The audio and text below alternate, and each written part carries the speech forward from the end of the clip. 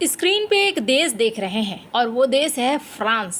बांग्लादेश और फ्रांस के बीच में एक बैठक होनी थी। यूनुस ने खास तौर पर रिक्वेस्ट भेजा था फ्रांस को, लेकिन मैक्रोन ने रिक्वेस्ट को ठुकरा दिया। आखिरकार क्या कारण है कि फ्रांस ने सीधे ना बोल दिया और जिसकी वजह से यूनुस को अपना अगला कदम उठाना पड़ गया। जानेंगे क्या चल रहा है। वहीं यूरोपीय यूनियन का एक्शन क्या बांग्लादेश के ऊपर शुरू होगा। जियोपॉलिटिक्स में बहुत कुछ चल रहा है। हमेशा की तरह CIS न्यूज नेटवर्क के इस एपिसोड में जानने को मिलेगा बहुत कुछ। आइए जानते हैं इन खबरों को विस्तार से। वैसे अगर बात करें इतिहास की, तो फ्रांस और बांग्लादेश के बीच में ऐतिहासिक संबंध बहुत लिमिटेड रहे हैं, कोई खास नहीं रहा है। लेकिन कुछ कुछ घटनाएं हुई है जो घटनाएं ये दिखलाती हैं कि फ्रांस बांग्लादेश को लेकर तटस्थ रुख भी अपनाता रहा है और मदद भी करता रहा है। 1971 में बांग्लादेश ने जब पाकिस्तान से आज़ादी प्राप्त की तो फ्रांस उन देशों में शामिल था जिन्होंने बांग्लादेश को जल्दी मान्यता दी थी। हालांकि फ्रांस ने शुरू में तटस्थ रुख अपनाया था क्योंकि उस समय उसको बैलेंस बनाना था भारत और पाकिस्तान के बीच में। लेकिन उसके बाद इन्होंने देखा कि बांग्लादेश अब स्थिर हो गया है, तो उन्होंने 1972 में ही यानी मात्र एक साल में ही बांग्लादेश को एक स्वतंत्र राष्ट्र के रूप में मान्यता दे दी और ढाका में अपना दूतावास स्थापित कर लिया। माना जाता है कि बांग्लादेश को दुनिया भर में मान्यता दिलवाने में भारत का एक बहुत खास रोल रहा, क्योंकि भारत और फ्रांस की दोस्ती काफी पुरानी रह चुकी है। सिर्फ इतना ही नहीं, फ्रांस ने बांग्लादेश को मानवीय सहायता भी दी। चूँकि युद्ध के बाद बहुत सारी चीजें टूट फूट सी गई थी, खाने पीने की चीजें, शरणार्थी संकट के समाधान में इन्होंने मदद भी किया। फिर आया 1980 से 1990 का दशक। ढाका में फ्रांसीसी कंपनी ने बिजली और परिवहन के प्रोजेक्ट में पैसे लगाने शुरू कर दिए। ढाका में बिजली संयंत्रों के लिए छोटे छोटे उपकरण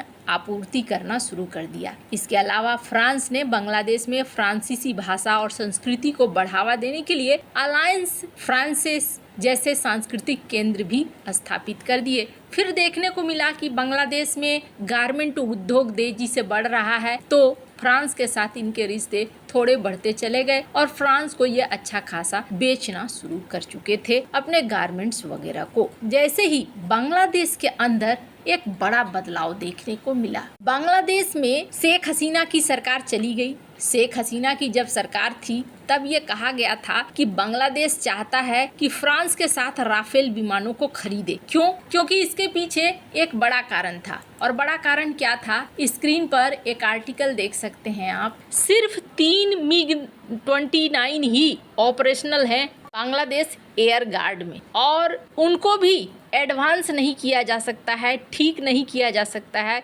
क्योंकि यूक्रेन वार चल रहा है और इन्हें फिर से बदलने के लिए कई सारे ऐसे पार्ट्स हैं जो चाहिए हैं यूक्रेन से। जब तक यूक्रेन युद्ध खत्म नहीं होता है तब तक इनके अपडेट होने में बहुत ज़्यादा वक्त लगेगा। अभी हाल ही में एक घटना भी हुई जिसमें देखने को मिला, स्क्रीन पर आप कुछ ट्वीट देख रहे हैं। इन ट्वीट में देखने को मिला कि एक ट्रेनिंग विमान बुरी तरीके से यहाँ पर तबाह हो गया। बांग्लादेश की जो वायुसेना है उसकी हालत खराब है। ये चीज़ शेख हसीना जानती थी और शेख हसीना ने सोचा कि भारत ने राफेल विमानों को लिया है तो हम भी राफेल विमान ले लेंगे। हालांकि अब आपके मन में बहुत सारे सवाल आएंगे कि शेख हसीना को राफेल विमान ही क्यों चाहिए था। पहली बात तो ये कि आप किसी को कह नहीं सकते कि कौन क्या सोच रहा है, लेकिन हाँ, म्यांमार से इनकी टेंशन बढ़ चुकी थी और कहा जाता है कि शेख हसीना म्यांमार को काउंटर करने के लिए अपने पास राफेल फाइटर जेट रखना चाहती थी। तो फ्रांस से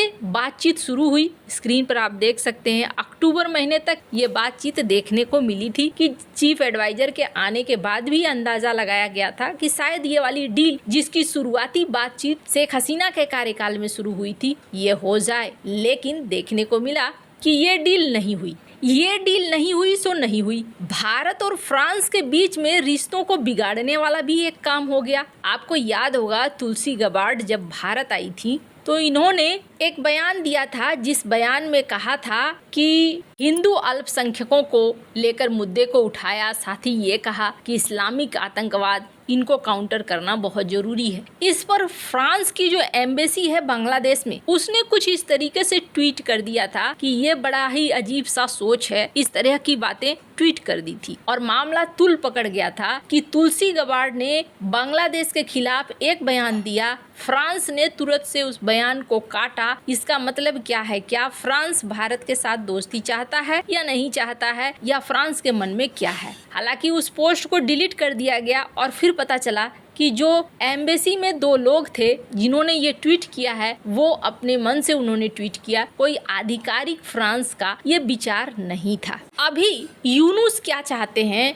यूनुस ये चाहते हैं कि दुनिया उन्हें रिकॉग्नाइज करे और दुनिया के बड़े बड़े नेताओं के साथ वो मिलना चाहते हैं। आपको याद होगा पीएम मोदी की और यूनुस की बैठक एकदम से अचानक से तय हुई थी ये बैठक, और पूरे माहौल से भी लग रहा था कि ये बैठक अचानक से तय हुई है और अचानक से मुलाकात हुई और उसके बाद ऐसा लगा था शायद हो सकता है फिर पॉजिटिव चीजें आए, लेकिन पॉजिटिव चीजें नहीं आई थी। इसके बाद बांग्लादेश ने मनगढ़ंत कहानियां रचनी शुरू कर दी थी। कहा जाता है कि यूनुस अब अंतर्राष्ट्रीय मंचों पर बड़े बड़े लीडर्स के साथ मिलकर ये तय करने की कोशिश कर रहे हैं कि दुनिया मुझे रिकॉग्नाइज करे। खुद बांग्लादेश के अंदर की बात करें तो बांग्लादेश के अंदर चुनाव होंगे या नहीं होंगे, इसके कोई स्पष्ट संकेत नहीं है। अवामी लीग को इन्होंने बैन कर दिया है और अवामी लीग के बैन करने के बाद बांग्लादेश के आर्मी में भी एक अलग रुख देखने को मिल रहा है। बांग्लादेश के आर्मी चीफ को लेकर कई बातें मीडिया में आती रहती हैं। वहीं दूसरी तरफ यूनुस अमेरिका को भी खुश करने में लगे हुए हैं, एलन मस्क को भी खुश करने में लगे हुए हैं।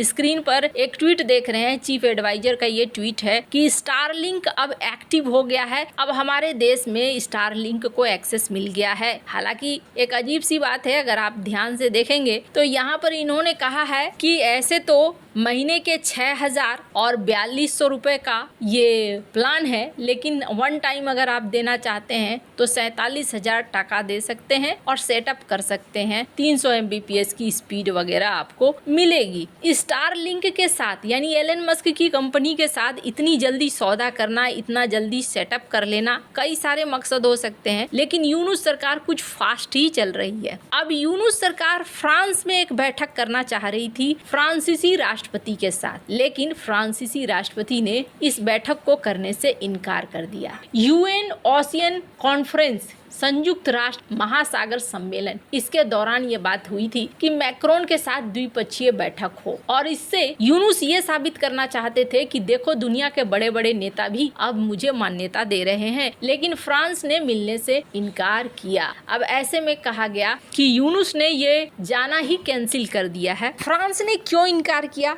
क्या भारत के कारण या फिर अल्पसंख्यकों के कारण? पहली बात ये, स्क्रीन पर एक आर्टिकल देखिए। यूरोपीय यूनियन ने हाल ही में एक निर्णय लिया है, कई ऐसे घुसपैठिए जो उनके देश में हैं, पाकिस्तान के, बांग्लादेश के और भी कई देशों से के, अब ये निकालने का पूरा प्लान इन्होंने बना लिया है और इन्होंने कहा है कि देखो पहले हम मानते थे कि ये अनसेफ सिटी है, असुरक्षित है। यूरोपीय देशों में एक नियम होता है, आप शरणार्थियों को असुरक्षित देशों में वापस नहीं भेज सकते हैं। तो यूरोपीय यूनियन ने कहा कि नहीं जी, बांग्लादेश भी अब सुरक्षित है और पाकिस्तान भी सुरक्षित है, मतलब कि इनके जो लोग हमारे घर में घुसे हैं अपने अपने सुरक्षित घरों में वापस लौट जाएं। तो पहला कारण तो ये देखने को मिल रहा है कि यूरोप अपनी रूपरेखा को बदल रहा है, सोच को बदल रहा है। दूसरा कारण ये माना जा रहा है कि भारत के साथ फ्रांस के इतने अच्छे संबंध है, अभी हाल ही में राफेल की डील भी हुई है, ये भी एक बड़ी वजह हो सकती है। वैसे आपको क्या लगता है इन सब मामले में, आपकी क्या राय है? कमेंट कर जरूर बताएं। जल्द मिलते हैं अगले वीडियो में नई खबर के साथ।